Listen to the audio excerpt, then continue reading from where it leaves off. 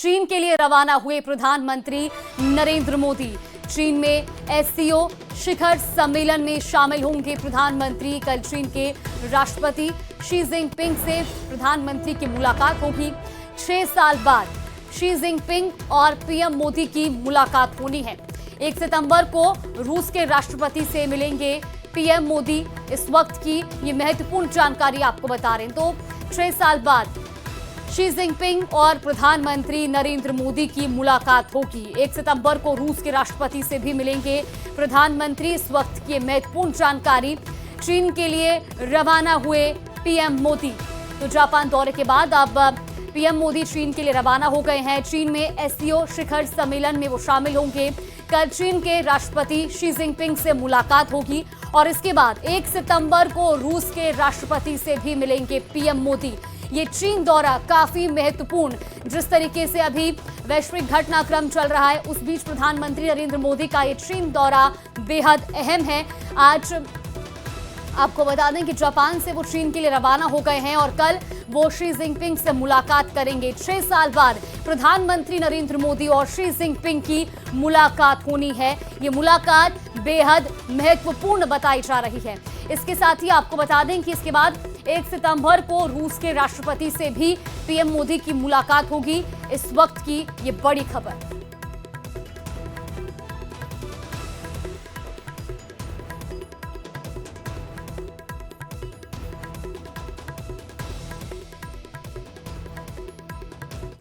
America की सख्त tariff नीतियों के बीच चीन ने एक बड़ी कूटनीतिक हलचल हो रही है। भारत के प्रधानमंत्री नरेंद्र मोदी, चीन के राष्ट्रपति शी जिनपिंग और रूस के राष्ट्रपति व्लादिमीर पुतिन की मुलाकात होने जा रही है। यानी 31 अगस्त से शुरू हो रही एससीओ समिट में एक नया समीकरण बनता दिख रहा है। ये रिपोर्ट देखिए।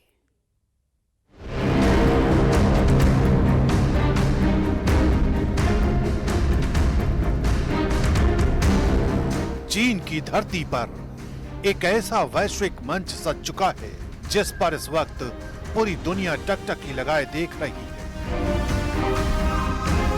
तियानजिन शहर एक ऐतिहासिक मुलाकात का गवाह बनने जा रहा है।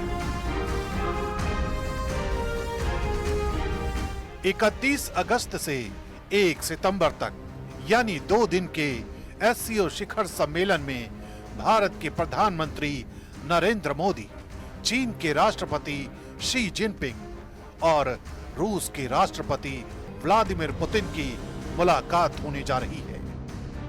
ट्रंप की सख्त टैरिफ पॉलिसी के बीच इन 3 राष्ट्रों के लिए एससीओ का मंच एक समीकरण के संकेत दे रहा है और ये संकेत ऐसे वक्त में मिल रहे हैं जब अमेरिकी राष्ट्रपति डोनाल्ड ट्रंप के टैरिफ वॉर ने भारत और चीन दोनों देशों पर दबाव बनाने की कोशिश की है। भारत पर 50% टैरिफ की मार का असर, चीन पर कारोबारी प्रहार और रूस पर प्रतिबंधों की चुनौती, इन तीनों के सामने एक ही किरदार है, अमेरिका के राष्ट्रपति डोनाल्ड ट्रंप। लिहाजा ट्रेड वॉर के इस माहौल में 3 बड़े नेताओं का एक ही मंच पर आना किसी आम मुलाकात से कहीं ज्यादा मायने रखता है।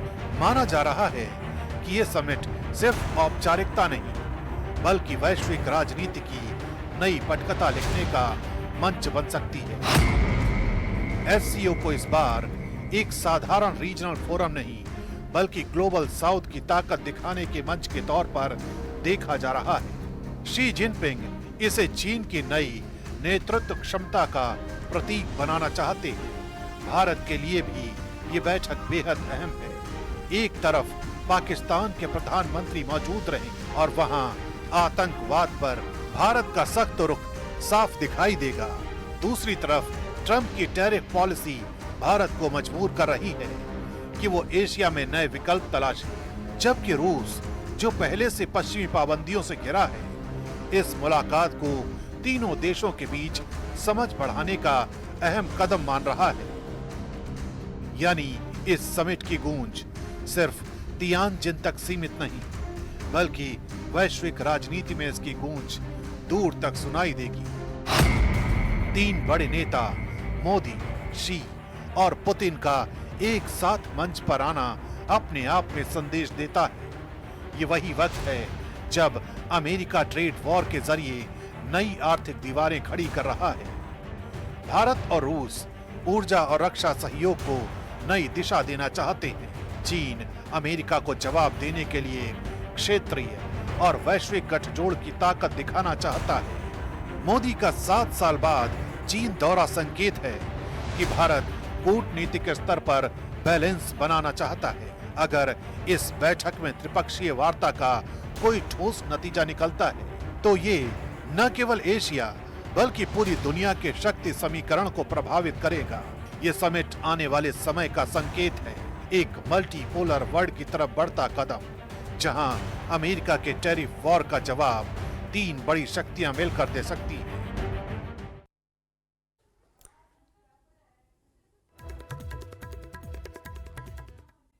रैली निकालकर प्रदर्शन किया गया। सफल अभ्यर्थियों ने सरकार से मांग की है। दरअसल सफल अभ्यर्थियों का साथ देने की मांग की गई है। खंडपीठ में फैसले को चैलेंज करने की मांग भी सफल अभ्यर्थियों ने की है। राजस्थान हाईकोर्ट ने एसआई भर्ती को रद्द किया था, जिसके बाद इस परीक्षा में जो चयनित अभ्यर्थी थे उन्होंने अब इसका विरोध किया है और साथ ही सफल अभ्यर्थियों ने साथ देने की मांग भी की है। खंडपीठ में फैसले को चैलेंज करने की मांग की गई है। जिस तरह से राजस्थान हाईकोर्ट का फैसला आया है उसके बाद में इस भर्ती परीक्षा के अंदर चयनित अभ्यर्थी अब मैदान में उतर गए। राजधानी जयपुर में कलेक्ट्रेट सर्किल पर ये तमाम वो लोग हैं जिनका चयन हुआ था और सीधे तौर पर इन्होंने जो नारेबाजी करते हुए सरकार से ये मांग की है कि जो दोषी हैं उनको सजा दी जाए। लेकिन इस पूरे घटनाक्रम का खामियाजा वो लोग क्यों भुगते जो ईमानदार हैं, अपनी मेहनत से सेलेक्ट हुए हैं। बातचीत करते हैं, जानने की कोशिश करते हैं क्या विरोध है, क्यों आप लोग यहाँ जमा हुए हैं। सर बहुत सारे हम में से इतने 250 लोग तो कम से कम ऐसे हैं जिन्होंने 2018 में ये वाली एग्जाम दी है। हम एक नंबर से 2018 वाली भर्ती में फेल हुए। 2016 से मैं लगातार खुद तैयारी कर रही हूँ। 2021 में मैं सिलेक्ट हुई, अब 2025 में मैं वापस एग्जाम दूँ। क्या गारंटी है कि वो 17 सेकंड में जो हमारा फिजिकल होता है वो रनिंग में पूरी कर पाऊँ। कई अगर दोषी बच जाएं लेकिन एक निर्दोष जो है उसको सजा नहीं मिलनी चाहिए। हाँ, ये बिल्कुल सही बात है। हमारा जो कोर्ट है वो इसी लाइन पे, इसी बेस पे काम करता है कि 100 दोषी छूट जाएं लेकिन एक निर्दोष को सज़ा नहीं होनी चाहिए। यहाँ पे इतने सारे निर्दोष हैं, 700 ट्रेनीज हैं जो एसआई हैं हमारे, वो हैं, उनके माता पिता, उनकी फैमिली, सब एक एसआई अपने पीछे कम से कम 5 लोगों को लेके चलता है। हाँ, तो फिर उन 5 का, उन लोगों का, उन हज़ारों लोगों का क्या दोष है? वो तो निर्दोष है ना, तो उनको क्यों सजा दे रहा है ये कोर्ट? ये न्यायपालिका न्याय कर रही है या फिर अन्याय कर रही है? हम तो खेती करते हैं लेकिन हमारे चोरों का मतलब हमारे बच्चों पर चोर का ठप्पा लग गया है। ये कहाँ का न्याय? मेरी बच्ची 2016 से तैयारी कर रही है, आज 2025 होने को आया। अब क्या गारंटी है कि 2028-25 वाली भर्ती में उसका सिलेक्शन हो जाएगा? अपनी जिंदगी उस इम्तिहान के लिए कुर्बान कर चुके हैं जिसमें इन्होंने सफलता पाई। फिर से सफलता मिलेगी या नहीं मिलेगी ये क्वेश्चन मार्क है। अदालत के फैसले को लेकर के परिवार, खानदान सब लोग परेशान हैं। क्या फिर से वही जो टारगेट है ये अचीव कर पाएंगे? क्या वही फिजिकल पास कर पाएंगे? क्या वही इम्तिहान उसी मेरिट से जो है दोबारा पास कर पाएंगे? फिलहाल देखना ये होगा कि इनकी जो मांग है उसको लेकर के सरकार इनके मामले में खंडपीठ में इनके साथ जाती है या नहीं। कैमरा पर्सन अविनाश के साथ में अरबाज अहमद, न्यूज़ 18 के लिए जयपुर से। राहुल गांधी की वोटर अधिकार यात्रा अपने अंतिम पड़ाव पर है। वोटर अधिकार यात्रा सारण से निकल रही है। राहुल और तेजस्वी यादव के साथ अखिलेश यादव भी यात्रा में मौजूद हैं।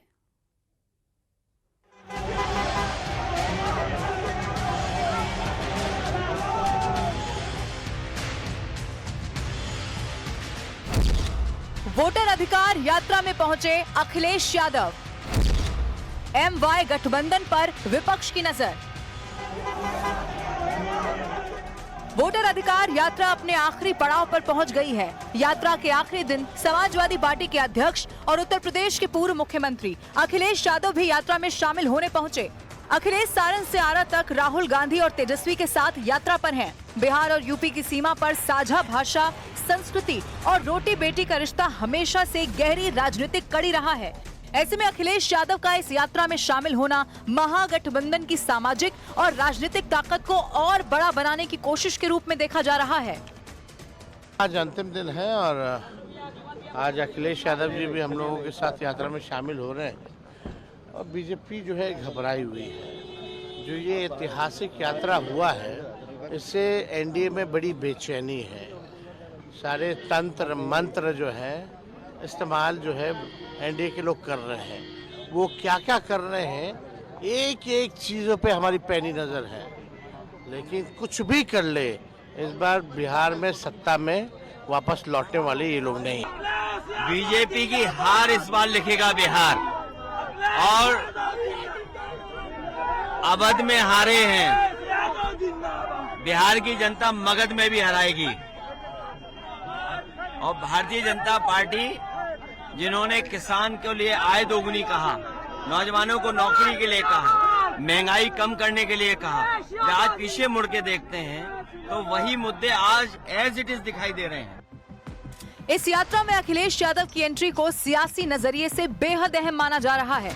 बताया जा रहा है कि आरजेडी नेतृत्व वाले महागठबंधन ने उन्हें ऐसे इलाकों से जोड़ा है जहां समाजवादी पार्टी का प्रभाव हो सकता है। गौरतलब है कि आरा, सारण और सीवान जैसे जिले उत्तर प्रदेश की सीमा से सटे हुए हैं। इतना ही नहीं, उत्तर प्रदेश के चुनाव में बलिया और सलेमपुर जैसे यूपी की सीमावर्ती सीटों पर सपा का प्रदर्शन अच्छा रहा।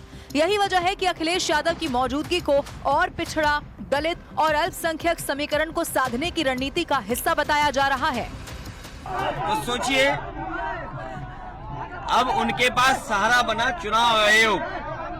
चुनाव आयोग को इन्होंने जुगाड़ आयोग बना दिया है, लेकिन इस बार बिहार की जनता इनकी जुगाड़ नहीं चलने देगी। ये वोट चोरी के साथ साथ वोट डकैती भी करते हैं।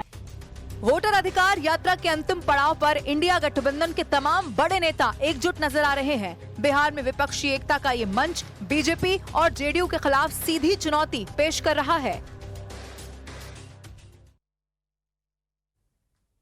जोधपुर से बड़ी खबर आपको बता दें, एसआई भर्ती रद्द होने पर मंत्री जोगाराम का बड़ा बयान सामने आया। उन्होंने कहा कि परीक्षा को न्यायालय ने रद्द नहीं किया, कोर्ट ने ऑब्जर्वेशन के साथ जांच के आदेश दिए हैं। कोर्ट के आदेश का विधि विभाग परीक्षण कर रहा है और इसके बाद ही सरकार आगे का कदम उठाएगी। तो ये बड़ा बयान दिया गया है मंत्री जोगाराम पटेल की ओर से। इस वक्त की बड़ी खबर आपको बता दें, उन्होंने कहा है कि कोर्ट ने ऑब्जर्वेशन के साथ ही इस मामले पर जांच के आदेश दिए हैं।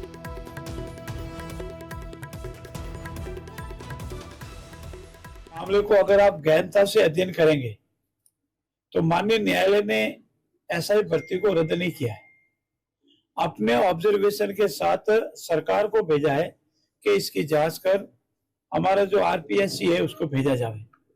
और उन्होंने जो ऑब्जर्वेशन किया वो बहुत ही महत्वपूर्ण है।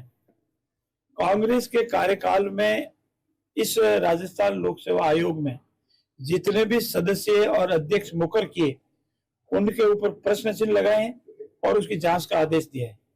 और मुख्य आधार जो माननीय उच्च न्यायालय ने बनाया है कि जब खुद आरपीएससी के मेंबर, राजस्थान लोक सेवा आयोग के मेंबर इसमें लिप्त है तो उसमें संदिग्ध उन्होंने माना है। और ये भी कहा है ऐसी स्थिति में इसकी गहनता से जांच होनी चाहिए। हमारे जो आरपीएससी है उस पर पूरी जांच होकर के उसका पुनर्गठन भी होना चाहिए। साथ ही साथ उन्होंने ये भी कहा है कि सरकार ने पहले आते ही इसकी जांच शुरू प्रारंभ की, एसआईटी गठित की, पहला मुकदमा दर्ज किया, इतने लोग पकड़े गए, तो सरकार को एक तरह से परोक्ष रूप से। और अब इसी पर हमारे सहयोगी चंद्रशेखर हमारे साथ जुड़ गए हैं। चंद्रशेखर, ये बड़ा बयान आया है मंत्री जोगाराम जी की ओर से कि ये परीक्षा को न्यायालय ने रद्द नहीं किया है, बल्कि कोर्ट ने इसे ऑब्जर्वेशन के साथ जांच के आदेश दिए हैं। हाँ बिल्कुल, देखिए जिस तरह से आज जोगाराम पटेल ने एसआई भर्ती को लेकर जिस तरह से जो बातें चल रही थी उसमें बहुत स्पष्ट कर दिया है कि कोर्ट ने इस भर्ती को रद्द करने का आदेश नहीं दिया, बल्कि कोर्ट ने अपना ऑब्जर्वेशन दिया है। कोर्ट ने अपने ऑब्जर्वेशन के साथ सरकार को निर्देश दिया है कि इसकी विस्तृत जांच करके वो जांच रिपोर्ट जो है आरपीएससी को सौंपना है और उसके साथ ही जो है आगे उस जांच के आधार पर जो है निर्देश देना है। सबसे बड़ी बात, उन्होंने बातों ही बातों में कई इशारे दिए। उन्होंने जिस तरह से कहा है कि कोर्ट ने जो है ये माना है कि आरपीएससी के जो तत्कालीन मेंबर्स थे उनकी भी संलिप्तता इसमें जो है कहीं ना कहीं नजर आ रही है, उसकी भी जांच करने की आवश्यकता है। साथ ही उन्होंने पूर्व मुख्यमंत्री के ओएसडी और जो उनके सुरक्षा गार्ड है उनको लेकर भी जो है बातें कही। और साथ ही उन्होंने ये कहा था कि ये भी जो बयान दिया कि जो बड़ी मछलियां हैं उनको पकड़ने की बात हमने पहले ही कही थी, और अब हमारी नाव धीरे धीरे उसी दिशा में जा रही है और जाल में जल्द जो है बड़ी मछलियां फंसने वाली है। तो कहीं ना कहीं ये कहा जा सकता है कि जो जांच चल रही है, ऐसे कोई सत्य जो है सरकार के हाथ में लगे हैं, जिससे कोई बड़ा नाम इसमें सामने आ सकता है और जो बड़ा चेहरा है वो जो है एसओजी की गिरफ्त में आ सकता है। संभवतः ऐसा जो है प्रतीत होता है उनके बयानों से। साथ ही उन्होंने जो एक बात कही है कि जो 1015 पदों की जो नई भर्ती जो सरकार ने निकाली है, तो उन्होंने एक संदेश दिया है अपनी बातों में कि जो दोषी है वो तो इस 2021 वाली भर्ती से बाहर जाएंगे, लेकिन जो निर्दोष है उनको डरने की जरूरत नहीं, उनको संभवतः उस नई भर्ती में जो है समायोजित किया जा सकता है। वो भी कहीं ना कहीं इशारा उन्होंने दिया है। वो किस तरह से करेंगे वो आगे समय पर जो है आगे देखने को पता चलेगा, जिस तरह क्या सरकार जो है कदम उठाती है। लेकिन कहीं ना कहीं ये स्पष्ट कर दिया गया है कि कोर्ट ने ऐसा आदेश नहीं दिया है कि इस भर्ती को रद्द किया जाए। साथ ही उन्होंने कहा कि कोर्ट ने जो ऑब्जेक्शन दिया उसके आधार पर जो है उस आदेश की समीक्षा जो है विधि विभाग कर रहा है और आगे उसके हिसाब से जो है कदम उठाए जाएंगे। जी चलिए, बिल्कुल, बहुत शुक्रिया आपका जानकारी साझा करने के लिए। तो चलिए खबरों में आगे बढ़ते हैं। 2 दिवसीय दिव्यांग सामूहिक विवाह समारोह नारायण सेवा संस्थान की ओर से आयोजित किया गया है। आपको बता दें कि संस्थान द्वारा 44वां दिव्यांग सामूहिक विवाह समारोह गणपति पूजन के साथ शुभारंभ इसका हुआ। ये लाइव तस्वीर इस मंच पे जिनका पाणी ग्रहण होने वाला है, आशीर्वाद देने पधारे संपूर्ण भारतवर्ष से और बाहर से अतिथि महानुभावों, दिव्यांगों के परिजन, नारायण सेवा की साधक की पूरी टीम जो दिन रात इस पवित्र आयोजन में लगी हुई है, मैं आप सबको समस्त नारायण सेवा के अंतर्राष्ट्रीय परिवार की ओर से नमन करता हूं, वंदन करता हूं, आपका अभिनंदन करता हूं। संस्थान विगत 40 वर्षों से, जो आप सबको मालूम है, एक एक मुट्ठी आटा एकत्रीकरण से प्रारंभ हुई। आज आप सबका जो आशीर्वाद मिल रहा है, नारायण सेवा को प्रेम मिल रहा है, आप दूर से समय निकाल करके 2 दिवस इस सेवा महातीर्थ में अपना आशीर्वाद देने, दिव्यांगों के साथ अपना समय व्यतीत करने पधारते हैं, हमें बहुत अच्छा लगता है। आप सबको गुरुदेव गुरु माता जी के आशीर्वाद की ओर लेके चलूं, उसके पूर्व निवेदन करूंगा। 2 मिनट का अपना आशीर्वाद शुभकामनाएं प्रदान करेंगे श्री जगदीश जी आर्य साहब, नारायण सेवा संस्थान के आदरणीय ट्रस्टी महोदय जगदीश जी आर्य साहब। जोरदार तालियां इन जोड़ों के लिए हो जाए जो आपको और हमारे को मिला रहे हैं। मुझे याद है प्रथम विवाह जब हमने सोचा कि सब समाजों के, सब समुदायों के, सब तरफ के सामूहिक विवाह हो रहे हैं, लेकिन इन दिव्यांगजनों के लिए कुछ नहीं हो रहा है, तो परम श्रद्धेय गुरुदेव ने सोचा कि क्यों नहीं दिव्यांगजनों के लिए विवाह समारोह आयोजित किया जाए।